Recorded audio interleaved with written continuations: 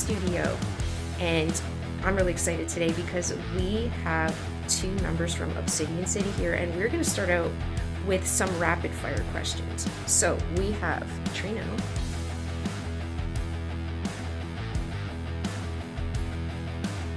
and we have Nick Allaire. Hello. And of course,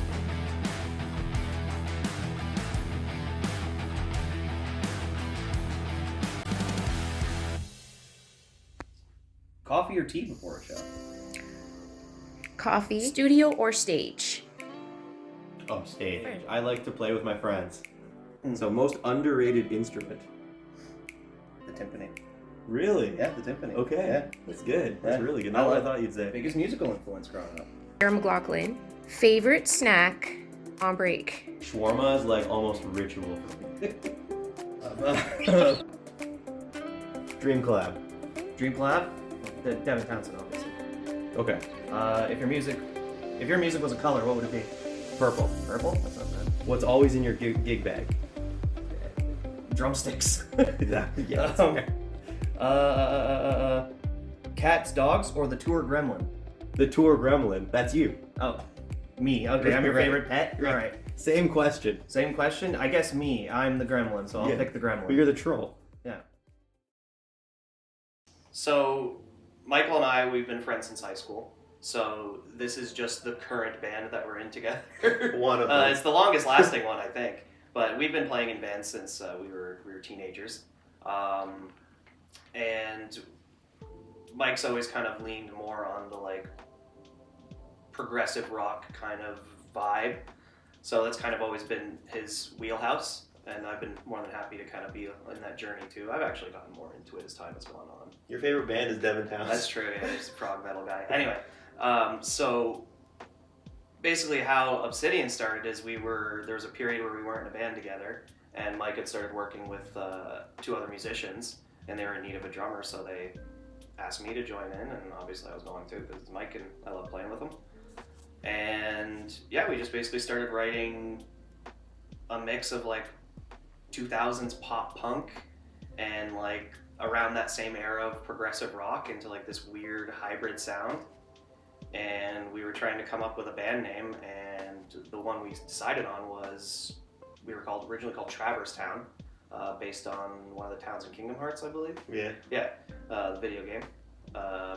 It's like Mickey Mouse meets Final Fantasy, I guess. The hardest part about being in a band is the name of the band. Yeah. I feel like sometimes, Yeah. well, scheduling maybe. And but I've never come up with a band name where I was like, this is awesome. I We have remember- to change artworks and stuff like that. I remember the word obsidian came from the back of a Goosebumps book. I don't remember what it was, but we, Josh, our other guitar player Josh at the time, he had a box of Goosebumps, and we were just looking at the like cover and at the back of them, just looking for words. And then we found obsidian, and someone said city because of town, and I think that was. I have no idea what the book was. Not a clue. Same. It's like, this is perfect. It's always like, this is probably the best we have right now, and then it just eventually sticks and everyone gets used to it. So we were originally called Traverse Town, and we started putting out stuff like with that, and then we got a message from a band in the United States that had been around for a little while called Traverse Town, and like they're like, hey, this is our name. Oh, no. Please don't use our name. They weren't mean about it or anything. They weren't rude about it, but we were like, band code of honor. Don't take someone else's band name. So we were at it. It took us, we wrote for 5 years and eventually put it out as an album. And What's the name of the album? oh yes, the album is called Headspace. It is on streaming platforms. All well- streaming platforms? It's on Spotify. I'm gonna say sure. Okay. I'm gonna say sure. It's I know it's on Spotify for sure. Probably on Apple Music too. And other ones, Tidal, that's one. Title? Tidal, Tidal. Oh, I didn't know that. Probably it's some other probably ones. on YouTube. I It's probably on imagine. YouTube. Yeah, YouTube Music probably. Yeah. But so yeah, you can go online and find it. Other than that, we pretty much have no social media presence, Yeah. which Sure. we'll work on this year. New year, new. We should, because Yeah. well, we We also also like had Let a few this be years. your starting video. We had like a few years where we were not a band anymore. Like people kind of separate. Pandemic happened. and we were doing a cover band called Imposter Club with our friend Andrew, and he was like, can I play guitar in Obsidian if we do it again? And it kind of just worked. So tell us about the story of Harboring Illusion. I know some of it, but tell us the story. The story of Harboring Illusions. Okay. I was driving with the drummer, and we were throwing names out, and he said, I always wanted to call a band Flashes of Greatness. And then I thought, oh, that's a lot to live up to. I don't even know if there would even be a flash. I said, I think you're harboring illusions. And then you just had that. Oh, And then it was you like that locked eyes moment. and you had that that's eureka insane. moment. And then it the was light that bulb. moment right there. And I think we've been harboring illusions. I didn't think we would do all that we did. I couldn't believe that we did all that we did Yeah. and played in all the places. That's why I always called ourselves Harboring Illusions. We were just this little, 3-piece that started out, and then we were like everywhere.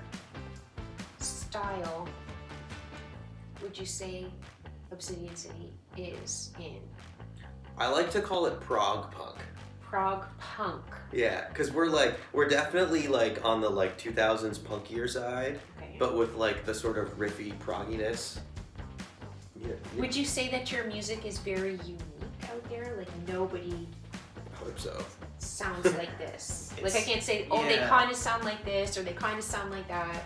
It's difficult to make that claim just because there's so many bands out there, but I haven't really heard too many bands that kind of do what we do, and it's like listening to our first album, it's like the majority of it is that kind of progressive element, so like, we'll dabble with odd time signatures and polyrhythms and stuff like that, not excessively, but a little bit, so that like we're more of a musicians kind of band, where like the riffs, the riffs are intricate and interesting. And then our singer Joe will try to write big hooks for the choruses and stuff like that. But then there's other songs where they're just straight up pop punk songs as well. So like it's kind of like a clash of two separate influences that sometimes hybridize, and other times they're kind of more independently located on the various releases.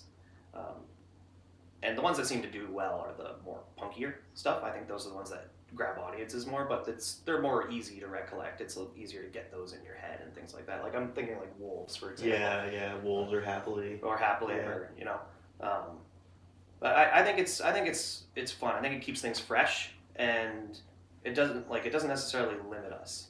Like I've never felt like we've had to write in a specific style, or like we have to like adhere to a specific sound. We kind of just do what we want. Like we even have like one song that would be described as like shoegaze as well. So it's like very ambient, and like that's mostly credited to our old guitar player Josh, who was really into that style of music when we came up with that song.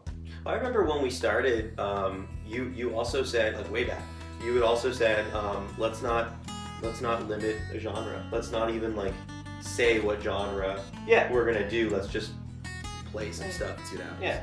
And then I'm like a metal drummer, so like then there's little influences of metal here, especially with the percussion, and even the guitar playing at certain points in songs. I think so. Yeah. So it's a little chaotic. It's a little bit of everything, I would say. But if you have to put a name, prog punk. Prog I punk. was like, hear that Simple Plan played the Beer Exchange when that was open. That was insane. Like of all places. Okay, this was another band of yours? No, Simple Plan. Like Simple Plan. I never heard of Simple Plan. Oh, Oh. like big. What is that? They're like one of the biggest Canadian pop punk bands. Like, I would even argue one of the biggest pop punk bands Up there for sure. up there in Alright. the world. You've heard their music on like, in like the early 2000s, like teenage movies. They had a lot of songs in that. They also wrote What's New Scooby Doo, like the theme song. What's New Scooby-Doo? Yeah. Our age difference is showing. the age difference. So that would be like our generation. I was thinking like, what's New Pussycat? Whoa, whoa, Is that Sinatra or is that someone I else? have no idea. Oh, I actually just started listening to that kind of music. No. No. Okay. No, and when you said punk music, I don't really listen to a lot of punk. Who was a punker in like the 80s? That would have The Sex Pistols. been Sex Pistols. Yeah. The 80s punk rock, like the Misfits. I mean they might have been 90s, but like 80s wasn't really punk. It was like 70s, then 90s. There was the there was big punk punk. times, Like you, right? you definitely were you, punks. you definitely heard like 2000s punk bands like Green Day, Yes. like Green Day, Sum 41, Offspring, The Offspring, Punk Green Princess, Day. Avril Lavigne. Rise Against. I mean Avril Lavigne, yeah. Heard of Avril Lavigne? Have. She's the Canadian punk princess. Yeah. Listen, I'm definitely going to be getting really punky with you guys, right? I hope so. Yeah, Okay. like a few. I mean, 'Cause some that's of what's the some of gonna the happen. covers we're doing are pretty much punk songs too. Like we just talked about the pains of having to learn covers, but like we're going to be playing a lot of covers because it's like we don't have that much material. So we need to pad our Alright. set list. So you're gonna hear songs that you know, and then when we play our originals, you're gonna hear songs that you love. Okay. That sounds I exciting. hope so. Specifically, you, Yes. Ryan. Which Ryan are you talking about? I think he's throwing out. He a knows. random He knows name. who he he is. knows. Okay. Yeah. Okay. Because I don't think you knew that they have a band member named Ryan. yeah, our new Specifically you, guitarist is Ryan. Talking to you. Ryan thinks that's going to be for That's him, funny. but you know what? He'll love that. I'm in the room. You make music. He'll love it. And we also have Taylor Hallett joining us, and she's going to be opening up for us. She's an acoustic young lady, and she has been around for a bit. She's been playing some festivals. I've seen her on the street here in Amherstburg. That's where we are right now, and so I'm excited to listen to Taylor. Yeah, I've heard good things. I haven't heard her play yet, but I've heard some very good things. Yes. So that's going to be fun to open up with Taylor. And then I think it's us, right? You guys are the headliners. Yeah, if people stay. Yeah, they will. Yeah. Of course, you're going to stay. Yeah, they're gonna stay. Yeah. They're We're going to gonna make them stay. stay. We're gonna lock the doors. That's right. That's what the punk rockers That's do. right. They lock the doors. I had a lot of fun here today, and I'm playing with you guys. I think it's going to be a really fun night, Yeah. and I think there's going to be a lot for people to listen to.